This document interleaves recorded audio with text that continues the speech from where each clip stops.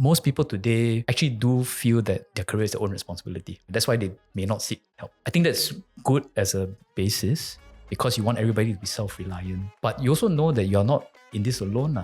Government does have that kind of duty and obligation to make sure that we support every Singaporean to make best progress in their lives. Right? So I don't think we're going to mandate everybody go for career coaching session.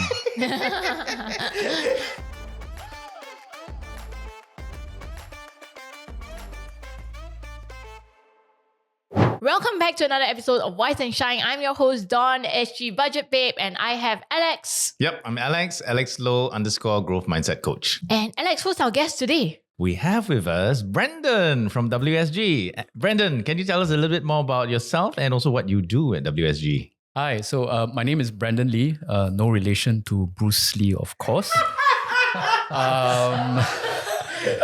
What that joke level just went.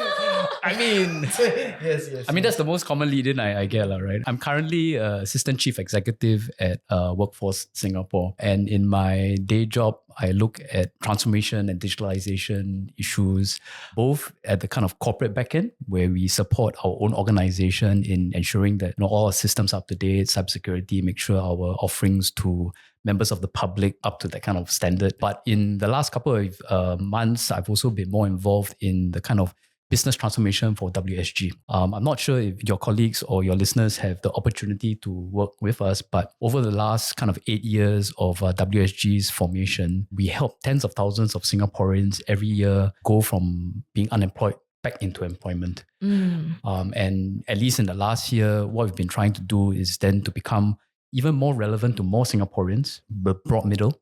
And this means that, over the next kind of few years, we'll be seeing how to pivot our support to even employed Singaporeans, how to help them make progress in their careers, how to kind of bounce back from career shocks and things like that. Yeah. Which brings us to today's topic on Maybe career. I need to introduce myself, right? In that sense, right? No need. So just depriving my extra one. He's an expert, I'm the extra, right? So as you can tell, we got new co-hosts, right? So eventually I will no longer appear, right? Okay, yes. So we have Reggie right next to Brendan. Would you like to introduce yourself? I mean, yeah. I'm the expert, right? This one among you all, right?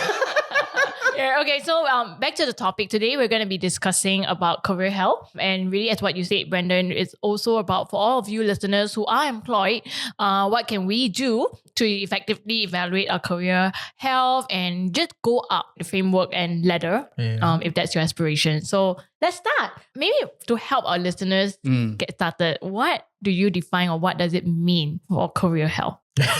Well, I think there can be many interpretations of career health depending on your perspective. But at one level, we think that career health has got three aspects, right? One is to be aware of the opportunities in the economy that are developing and are like in the growth sectors and to be able to kind of exploit them. Second is to have proactive behaviors to be able to make progress towards your career goals and to kind of make plans to achieve them in some ways. And I guess the last aspect would be to have the ability to bounce back, have that kind of career resilience when you encounter those kind of shocks that may arise. So that's kind of at one very high level, one way you could understand career health. Other analogies that, when we talk to people, how they understand it could also be kind of like an actual physical health analogy. Right, so just like how you may go to see the doctor to try and figure out your blood pressure, your glucose levels and things like that, and you can engage in practices that improves your physical health, it's kind of a similar concept to also this career health where there may be habits, practices, behaviors that you can do to kind of keep you in good career health to be able to kind of pursue your career goals. So are you building a dashboard? It sounds like you're building a dashboard. Then I log into a WSG website. Log in with your SIM card, take your what am I test. doing? I can just imagine the dashboard will also include the candidate's VO2 max, heart rate, maximum heart rate, health mark. Hey, actually, I never say how come you all know. Especially when you're at work versus off work. Right? Burnout versus emotion. It'd be great. See? I'm not sure it's going to be that advanced, right? But I think you raise a good point. I mean, it's actually having an awareness of where you are, So another way I could put it for your listeners is that in some ways, your career health, I think, can also be seen as the size of the gap between your career goals and the reality that you're at. And then your ability to close that gap. So it could be that you may have a kind of big gap, but you also don't have the capacity to go and close that gap. Now, whether that is because you don't have the skills or you don't have the networks or whatever, that could also say that maybe you're not in such good career health lah. The first thing you mentioned, of course, was analogy one is more financially driven, right? Then the second one, the health one, is more all the other things that actually matter. I guess the question also is which one is more important, which one comes first to be able to meet that gap, that awareness. I think one very important thing you need to understand is yourself. What kind of, let's say, I guess in financial space, you talk about your capital, right? What can you use to do investments and things like that. From an individual point of view, you can also use the concept of capitals to kind of make an assessment of where you are in this. I think if you ask 10 people about what type of capitals there can be for us as people, right? You may get 11 answers, right? But to me, actually, there was this one recent paper where this person went to do a literature review of, let's say, 10,000 papers. And they finally came down to maybe there are 9 capitals that we can kind of build upon. So I'm not going to remember all 9, but I'll just give you a case of a few. Right? Yes. So one is, of course, your social capital, right? Who you know. Your networks. Yeah. One is scholastic capital, all the stuff that you did in school, what are your qualifications, what undergraduate you did. Another one very important is market value. What are the skills and experiences that you have gained during your work experience that can help you kind of figure out what next to do? Of course, there's economic capital as well. If you have, I guess, a stronger financial base, then of course you can have more options to try out different things without worrying about financial security. Your run rate is longer. Yeah, your run rate is longer. So in some ways, if you kind of have all these different perspectives of the different types of capital, once you're aware, then you can bring a little bit more attention to say that, well, how do I build up my social capital? Is it more networking? How do I improve my market value, right? Is it maybe taking that job that maybe it doesn't pay you very much, but it gives you a certain new experience that can complement your existing skill set and experience and kind of build towards the future. You liken career health to like a health checkup where people can go to a doctor, get checked out on exact metrics. But with career health, a lot of it so far has been self-driven. But I like your framework where you say there's actually 9 that one can use to measure. Is there something that you guys are building or a framework that people can find on WSG resources whereby these are the 9, now go and assess it yourself? Or is there a tool that here's some questions that you can take and answer and will give you an assessment of your career health right now? Actually, this is something that we're also kind of trying out, right? Because if you remember the beginning, I guess our main business over the last kind of 8 years or so have really been helping unemployed people get back into jobs. And in some ways, that has a certain business model, right? Usually it's about helping them to update their CVs. They may not have done job search for a while, so it's to help them understand this is how you apply for jobs now. Maybe you got to do video interviews. So it's really updating them and kind of teaching them very practical skills in order people get back into the job market. But over the last 3 months, we've also been trying to prototype and try out what would be relevant for employed people, like you said, right? So the thing that we're trying out is called a Polaris program. And we both deliver one version that our coaches, we employ coaches. Oh, you have coaches? Yes, career coaches. Career And coaches is it's not masa one. Proper, got training, got certification. Masa. Yeah, not masa. Hey, got training one. Yeah, I must start my article. SG Budget Paid Career Coach. You'll find the article there. Okay, go ahead. So, I mean, career coaching is a proper profession. I mean, you can be professionally trained and certified to do this. So you also cannot listen to me because I'm not properly trained and certified. I only kind of do the policy side. But in this program, essentially, the first part of the program is like a self-check, self-assessment. There may be many tools that we use. For our program, I think one version uses the Strengths Finder, the Big 5. And then we are working with our partners to deliver other versions that may appeal to different segment audience. But the first part is that self-check. And we may use various tools to say that, this is your skills, or we try and find out what is your VIPS, your values, your interests, your skills, your personality. And then different parts of the program will go into, like, for example, career goal setting, right? What does success mean for you? And then also to set in place certain strategies of how you're going to achieve that. And when you end up at the program, hopefully you will have at least thought through what are the options and then kind of set for yourself a plan to achieve them. I want to to clarify on the WSG career coach portion, right? Because You want to be a career coach, huh? no. Back then. It's a recruitment talk. I'll put the link here. Today a lot of plug. No.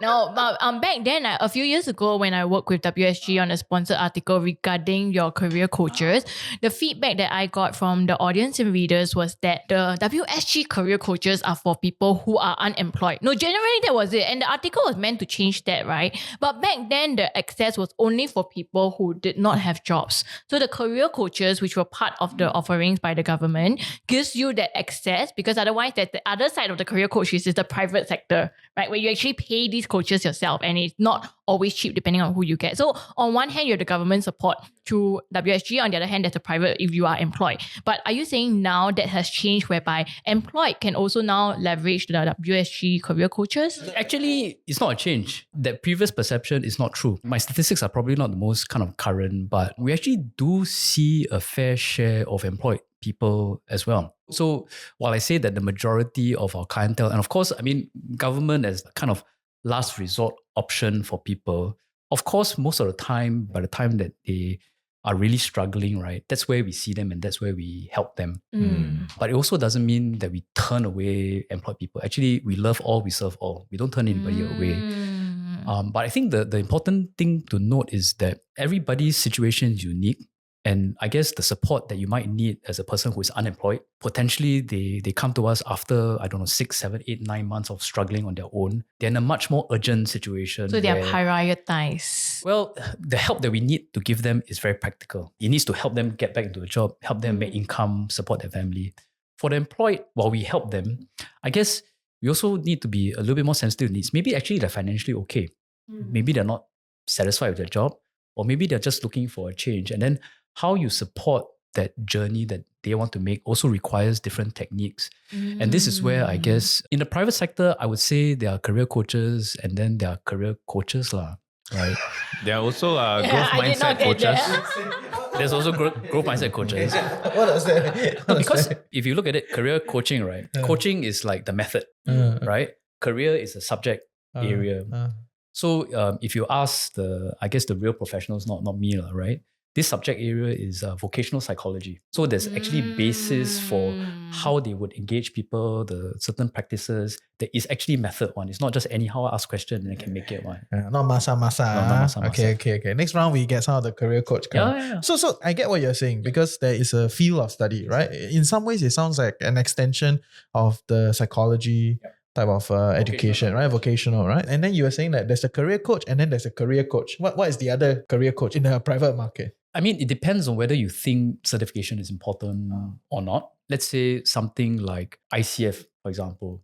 It is coaching, but I guess if you think about it, then that's like giving you the general tools from coaching. Ask the right kind of questions, ask what, don't kind of venture opinion, all these kind of good practices as a coach. But to be able, I guess, to understand how to support people in their careers, then you do need to have a kind of specialization in the content. Okay. Yeah. So not all LinkedIn coach is a good coach, right?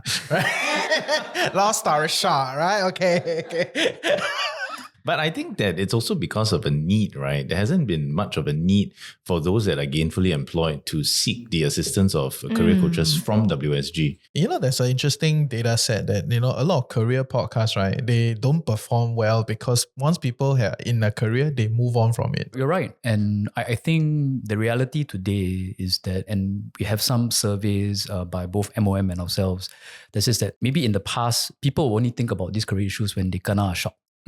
Right? So when they kena retrench, or they have a toxic boss and they need to get out, or maybe it's not even a work-related event, it's a family event, right? Maybe there's a death in the family, or maybe there's one partner becomes disabled. And that's where they kind of only think about it in those situations. And to be fair, that makes it even more challenging to deal with it, because first of all, you're dealing with a shock, then you have to kind of cope with it. So part of what we're trying to do under this kind of career health imperative or movement, right, is to say that actually you should be kind of reflecting and thinking about it on an ongoing basis. It's not to be anxious about it per se, but it's like every year, maybe you just kind of review, what are your career goals? How close have you kind of met with them? What else do you need to do to build up your resilience? So it becomes a much more kind of normal conversation that keeps you, I guess, constantly updated, relevant, and resilient to the situation. Should this be the job of the employee themselves, or should it be the employers sort of like part of the responsibility to their employees to manage their career health? Really? No, it must be the individual You think so? himself. Yeah. I think I would agree that in the end, it's your life, it's your career. Mm. You need to kind of take charge. So About it. WSG's audience is not organizations or companies, but you are essentially selling to your end user is the workforce lah, not the companies that hire the workforce. Actually, we also do work with companies. But then you say not important, man. No, I would say that predominantly, right, is individual. So I think if let's say you as your own career, you also don't want to care about it, right? Then nobody can help you, lah.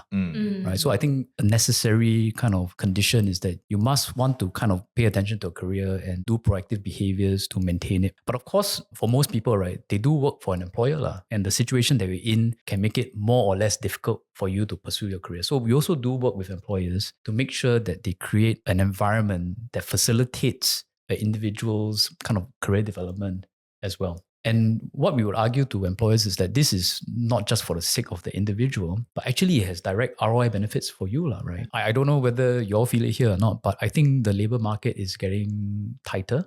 Right? Yeah, I think so. Correct. Mm. And so from an employer's point of view, right, I can give you hard or soft explanation. The soft explanation is that we must all value human capital and it's our social duty to kind of do it. But the hard explanation is that if you don't do this, people are not going to join you. Right? I think my colleagues in NYC, the National Youth Council, they did a survey of the youth, and availability of career development support and options in organization is becoming a very, very important part of a person's consideration whether to join the organization. And then even for the people who are in the organization, I mean, you want them to be productive, right? If you just don't invest in them and they do bad work for you, then in the end, your revenues will also be affected. So in some ways, we try to encourage employers to say that investing in your people is not a CSR thing. It is actually a very, very important competitive advantage for a business if you invest in their training, give them clear career paths, support them in their journeys. Talent retention. Exactly, talent retention. And there are lots of other people who may have studied. I mean, if you lose people, then you replace them, the replacement cost is...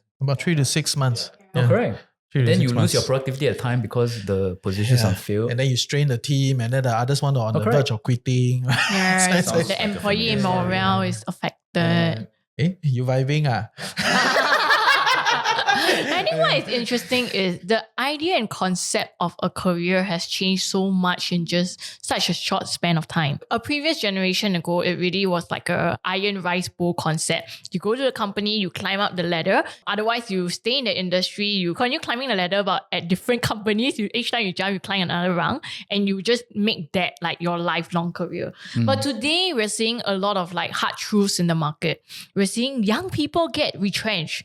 People used to think retrenchment is only like 40s, 50s. But no, 20s. And they're all on social media. They're all saying, I got retrenched at 24, 27, and it's a shock. So people, I think, are getting more conscious that they need to take control of their own career. But the question mark here really is, it's hard to predict what their career looks like also when technological changes are moving so rapidly. Yeah. We had a previous episode on White and Shine where we talk about how writers could soon be a thing of the past. There will still be writers, of course, but with AI tools such as ChatGPT, they'll be one of the first to go, and we've already seen major media outlets overseas cut their entire writing staff and only left a couple of editors.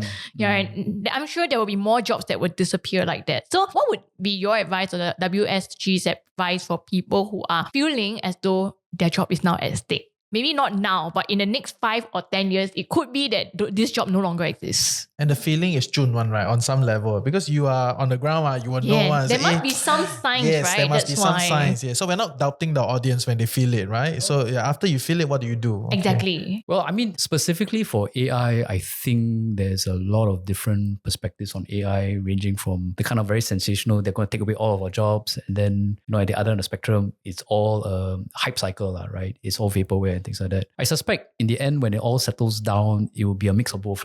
Some jobs may be gone, but my own view is that probably more jobs will be changed. They will not be gone, they'll be changed. And I think at least at this moment, we haven't reached the kind of Skynet stage, right? We can still design such that the AI is to enhance the human being, is to enhance the job rather than take away jobs from people. I don't want to be too harsh, but let's say between a boss that says that, hey, AI is an opportunity to just fire people and I just use robots, right? I think that's actually quite short-sighted. But if you can see that actually this tool, right, my writer last time take, 10 hours to edit this article. Now with AI, I can take 2. Then maybe they can spend the 8 hours to do more articles or do some other things, and it adds value to the company. So in some ways at this stage, I think there's still a choice that people need to make about how they want to deploy. It's not automatic that it will take your job. It's only if you let it do that.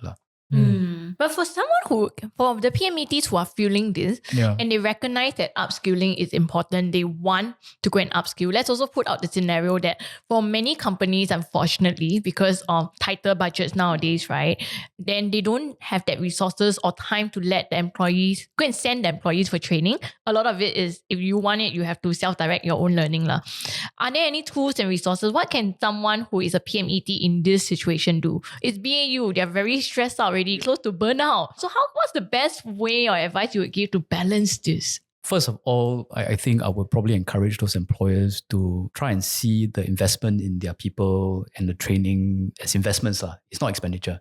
It's investments for future returns. No, I can second that. Just saying, because I think as a growing company, at some point you get to a size where you do want to explore, some of these education elements, right? Let's say ChatGPT, right? Like me and my guys, we organize a day, maybe a few hours just to go through this. It's a structured process. You ask everybody, okay, there's this thing. What is your fallacy about it? What do you want to know about it? What are the problems you think it can solve? So then you kind of create a program, 3-4 hours, we run through it, and you can see the adoption after it really move up, right? And it solves some of their problems. So there is that element, right? But at the same time, it does take away people from BAU, but it's okay, right? I mean, you manage this properly, I think it makes sense. I mean, it's a short-term, long-term thing, right? Exactly. I mean, from the perspective of the work week, of course, you take out 3-4 hours, it takes away time. But if, let's say, it helps you gain back weeks of time later on, right? It's like everything good comes with hard work, right? So you got to put in a little bit of investment to bridge over that. But actually for the individuals, the first thing is that you must be clear in your head what you're working towards. What do you want to achieve? What goals you want? Whether it's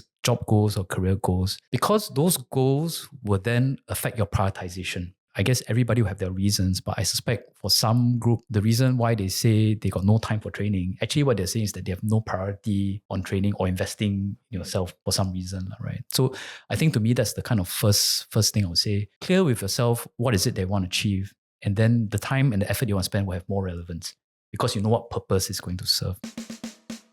Hey, I hope you're enjoying Wise and Shine so far. I'm your host Reggie, aka your Chief Financial Coconut, and for us to continue to do this show so that you become a tad bit wiser every week, you gotta like, share, subscribe, help us beat the algorithm. But even more importantly, if you can, comment in the comment section below. Let us know your thoughts and also some questions that you would love us to answer.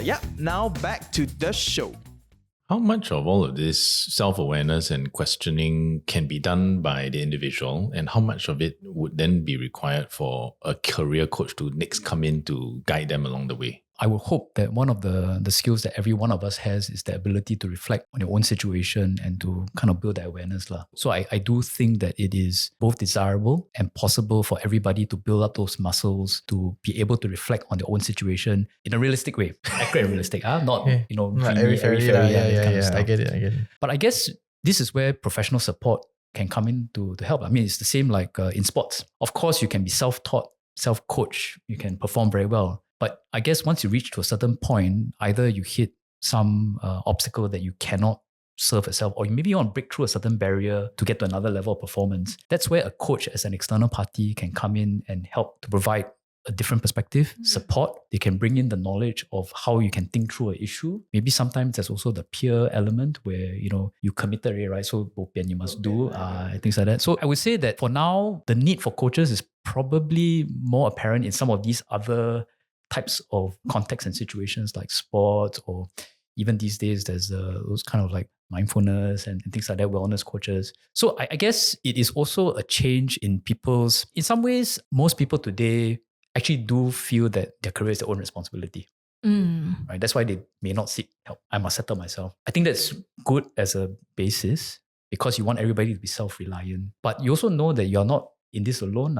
You have your community around you. And of course, government does have that kind of duty and obligation to make sure that we support every Singaporean to make best progress in their lives, right? So what I'm saying is that, I don't think we're going to mandate everybody go for career coaching session.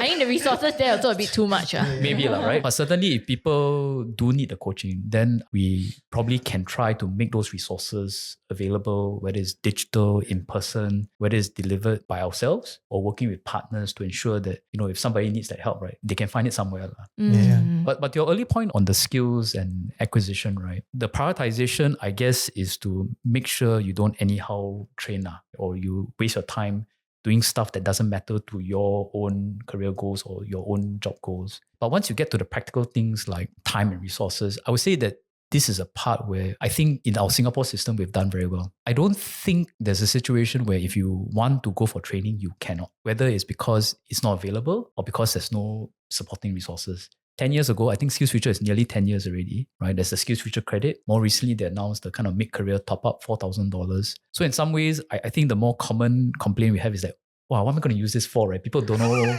Give me so much. Okay, I don't say give me so much money, right? But you give all these resources, right? And in some ways, it's very overwhelming as well. If you look at SkillsFuture today, they're probably over 20,000. Yeah, the variety now is so much more than last time. So in some ways, if you want to do something, there's actually that kind of very practical support to give you the option and to subsidize and to make it accessible. So the challenge is then, what do you want to choose? How is it relevant to your goals? And in order to make the decision, you must be clear what your goals are first. Yeah, fair. So actually, I understand what you're saying, right? And on some level, I think a lot of these things have some objective standards. Because when you were opening this discussion about career health, right, there was a little bit of this definition about goals and where you are, and then there's a gap, right? This one is a bit more subjective, right? You get to decide kind of where it is, right? And then I think there's some self-evaluation on this, right? But in the idea of career health, probably in your formula, you have some objective standards of what is considered, this person is very healthy. Career, 这个很 healthy, pass. Right? Grade A one. All Singaporeans want to get grade A, right? Yeah. So what is the objective standard of good career health? I would say that there isn't something so formal. Sorry to disappoint you at this point in time. Not yet. Not yet. Yeah. It's like they will not mandate career health check, right? At this point in time. Unless you can. You can mandate the return the tray. You can mandate anything. It's see what you want, right? In some ways. Your career health is not a tray. But it may not be a bad thing. But that's a later discussion. But yes. Well, PM was recently talking about broadening the definitions of success beyond the 5 C's. But if, let's say, again, right, the study of careers, actually there's fields and there's academics who are creating all these kind of frameworks and things like that, which we can benefit from in terms of expanding our thinking. To some people, your kind of career health or maybe career success, let's put it that way, right? There are both objective and subjective factors that you can consider, right? So objective factors would be something that somebody else can measure. How much you got paid, what's your title, how fast you progress, things that other people can see. Then increasingly, I think there's a lot of discussion, at least from what I can see, about the subjective career success factors. So things like, do you have a sense of autonomy in your career? Do you have personal development opportunities? Do you have career satisfaction, service to others? Again, like with the other human capital one, there are lots of kind of great academics who are kind of putting together potential lists and frameworks to help people think through. So like even on the subjective career success, I've ever seen one framework where 11 different kind of factors. And the interesting thing is that I think language and these kinds of words help us to think through better. So if you're able to expand the language by which we talk about careers, then it gives you more ways to think about it and then hopefully define it in a way that's more relevant for you.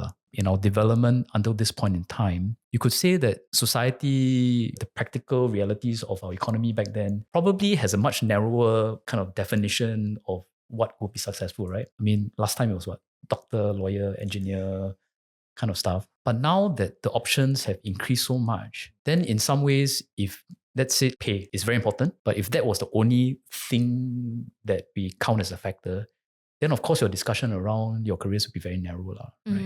So in some ways, being able to think through in broader terms helps us to also kind of figure out, what does the new success look like? I'm going to push this a little further by asking you to evaluate your own career health and your own status. Can you use yourself as an example when you walk yourself through this process of your career health in your current status and capacity? How does that look like to you?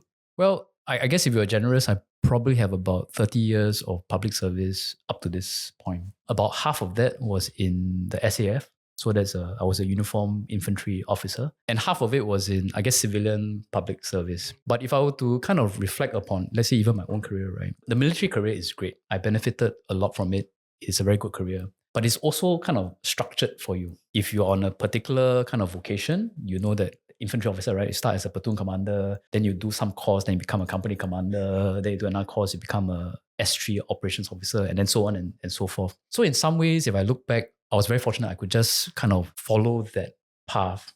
I didn't have to think too hard about it. And as long as you don't mess it up too badly, you can make progress because it's designed in. And even the training, right? You don't have to think about training. I mean, it's already designed. Before you do this job, do this training.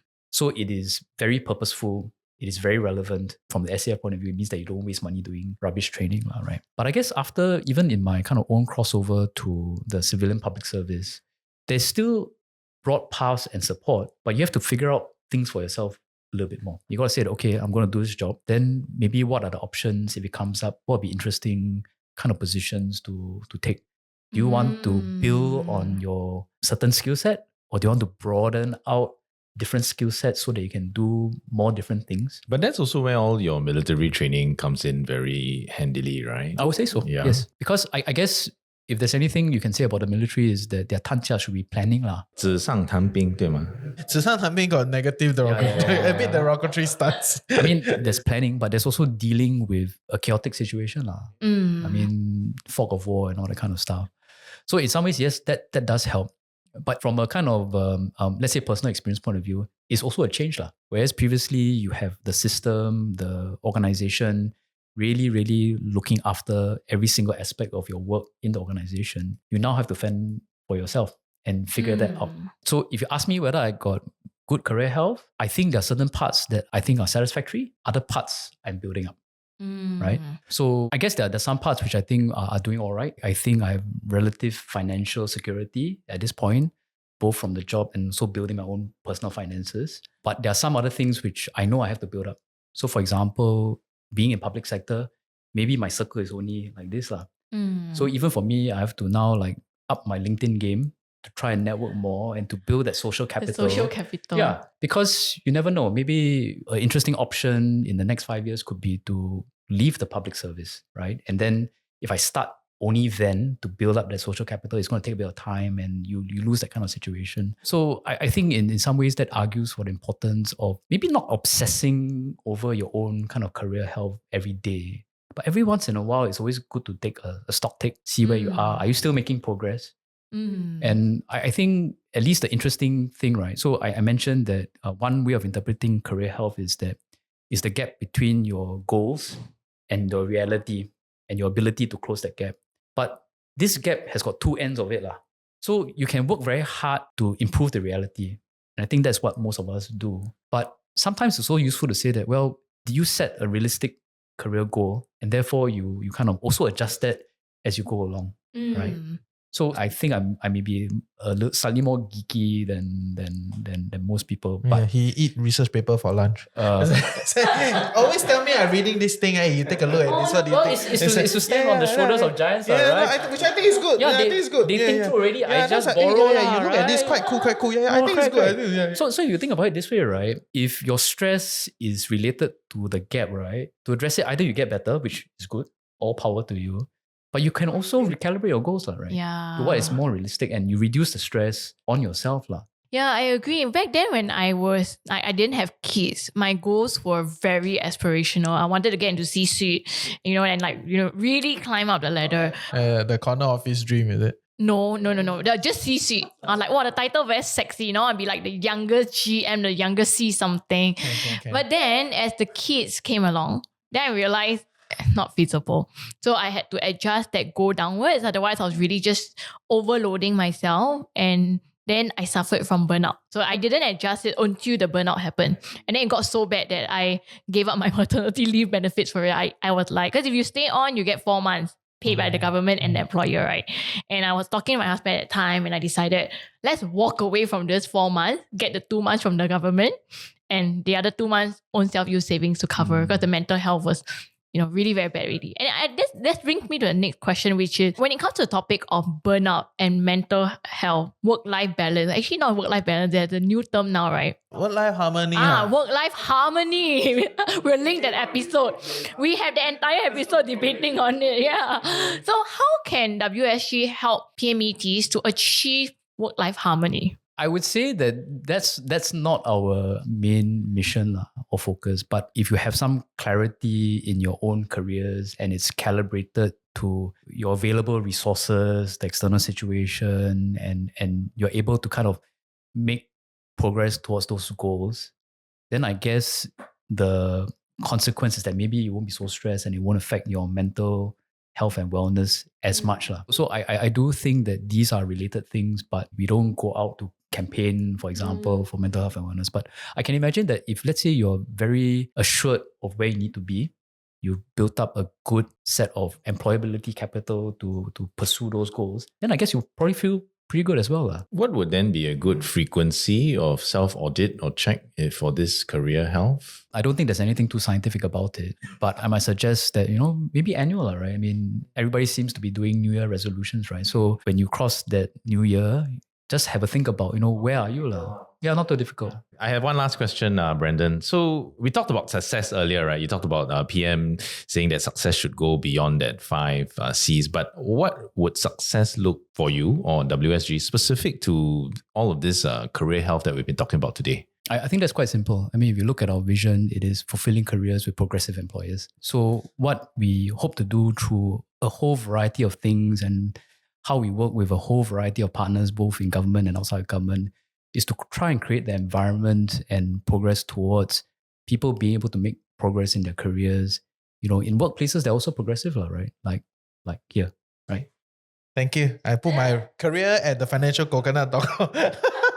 I take the last question. Yeah. I want to ask, what does it mean, a progressive place? Probably employers who don't look at their employees or workers as just cost or as just a means to an end. I mean, at the end of the day, there are people as well, right? There's another human being. I think we do need to help more organizations see that it is serving your own interest to invest in your people and to make sure that they are able to thrive in their own careers. I mean, we haven't even talked about things like the contributions to productivity, engagements, and things like that. But I think it'll be a very sad day if, every employer or some employers see their people as expendable kind of resources. Yeah. That if, let's say, business is good, okay, get more. Business is bad, let go. I think that would not be very progressive. Yeah. I feel the statement of everybody is replaceable needs to be replaced. Yes. Right. It's very weird because when you actually run a team, it's very hard to replace. And there's a lot of intangible that people bring. Some people, they may not be the best performer, but they are the glue for the team. And once you remove them, right, the best performer no longer perform. Right. So there are a lot of intangibles and it's very weird that there's a sweeping statement around, everybody is replaced. No, that's too simple. I mean, I suppose it's in the kind of analogies and ways of thinking that, maybe business schools, they perpetuate the kind of wrong thing, right? Exactly. I don't know whether it's interesting to you, but there's this a book by this Peter Capelli. The title, I may be kind of paraphrasing it wrong, is Our Least Important Asset. And his argument was why organizations may not treat their human capital better is because in accounting, right, is an expense. It's not assets as investments. So his argument, which I thought was quite interesting, right, is that, because of the way we do accounting, right, that's why you treat things in a certain way, right? So if for any accounting folks out there, right, if you're able to change the rules to say that investing in training in your workforce is... Put it under R&D. All right, then maybe more people will do it because it is totally aligned with your business interests. Yeah, ACCA, you're on next. Okay, we're here to discuss. That was very helpful. Thank you, Brandon, for sharing his insights. And if you guys want to learn more about career health, you can go check out some of those research papers. We'll get the links and share them here below. And as always, we I think doing once a year sounds like a good gauge. Yeah. I'll definitely be checking out the 9 things that you talk about and assessing that on myself. And we'll catch you guys in the next episode of Wise and Shine. Stay tuned. Bye. Bye. Bye.